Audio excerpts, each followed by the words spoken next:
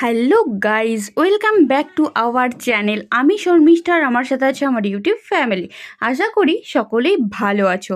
তো আমিও ভালো আছি। দিদি আর আমি ফাইনালি বেরিয়ে পড়েছি ব্রাইডকে সাজাতে। তো এসেই প্রথমেই তো দেখি ব্রাইড নেই, জল তুলতে চলে গেছে। যাই হোক, তারপর তো 2 থেকে আড়াই ঘন্টা আমি আর দিদি প্রায় বসেই ছিলাম।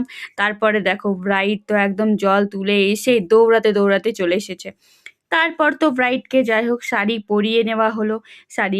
শাড়ি পরানোর পর তাকে মেকআপের জন্য বসিয়ে দিলাম। আর মেকআপ করার আগে তো কিছু প্রসেস থাকে না, সেগুলোই করে নেওয়া হচ্ছে। মুখটাকে ভালোভাবে ক্লিন, আর মুখে কতটা পরিমাণে হলুদ আছে তোমরা দেখে বুঝতেই পারছো। তো যাই হোক, তারপর তো ফাইনালি ক্লিন করে আমি প্রসেসটা কমপ্লিট করে নিলাম। এবার কমপ্লিট করে নিয়েছি, তার মধ্যেই শুরু করে দিলাম মেকআপের কাজ। আর মেকআপের কাজ মানে প্রথমে আমি আইব্রোটাই করে নিই।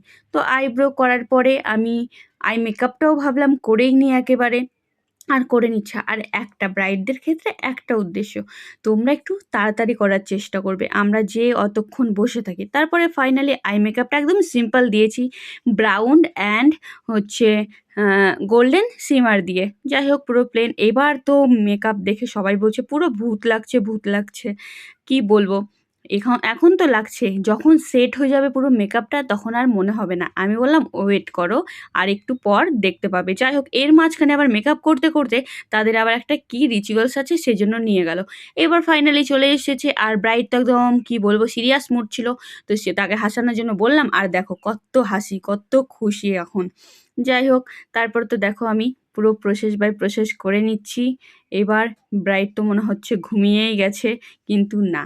এবার সব মেকআপ কমপ্লিট করে আমি চুলে ফাইনালি হাত দিয়েই দিয়েছি।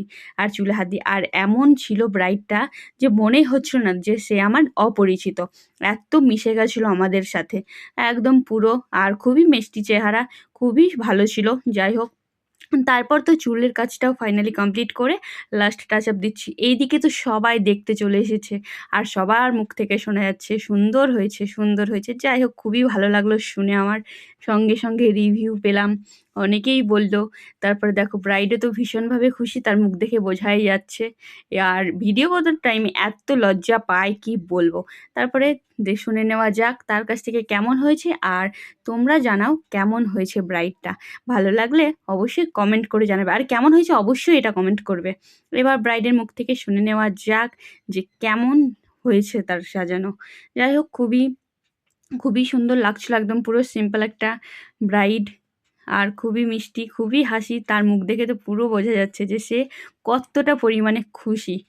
যাই হোক, তারপর দেখে নেওয়া যাক তার মুখ থেকে কথাগুলো শুনে নেওয়া যাক। তোমার সেজে কেমন লেগেছে? ভালো লেগেছে, মতন হয়েছে সাজানো।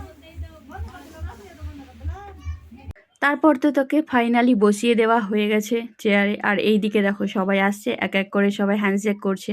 আর এই দিকে দেখো চারিদিকে পুরো লোক, আমিও একটু ক্যাপচার করে নিলাম। আর এইদিকে দিদি দেখো ফটো তুলছিল, আর আমিও ভিডিও করে নিচ্ছিলাম। দিয়ে দুজনে মিলেই আমরা একসাথে দুজনে টুকটুক করে হাঁটতে হাঁটতে বেরিয়ে গেলাম। আর আমাদের বাড়ি পৌঁছাতে পৌঁছাতে অনেকটাই রাত হয়ে গেছিলো, 9টার মধ্যে ওখান থেকে বেরিয়েও গেছি। আর ডিজে শুনে মনে হচ্ছে নাচ করি। আমি তো দিদিকে বলছিলাম। আর এইদিকে দেখো দিদি আর আমি ফাইনালি বাড়ি যাচ্ছি। দেখা হচ্ছে নেক্সট কোনো ভ্লগে। Bye bye. ভালো লাগলে অবশ্যই লাইক, কমেন্ট, সাবস্ক্রাইব।